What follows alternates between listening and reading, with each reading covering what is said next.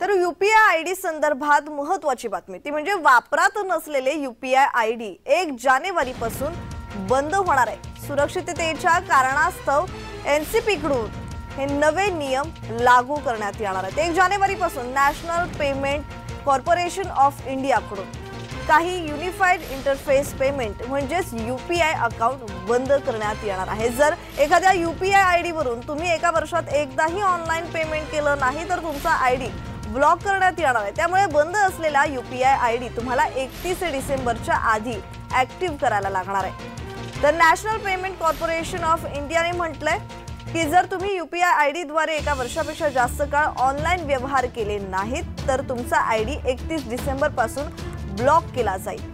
या निर्देशाचा गुगल पे, फोन पे आणि पेटीएम सारख्या प्लॅटफॉर्मवरही परिणाम होईल। याशिवाय 31 डिसेंबर पूर्वी तुम्हाला तुमचा जुना आयडी सक्रिय करावा लागेल।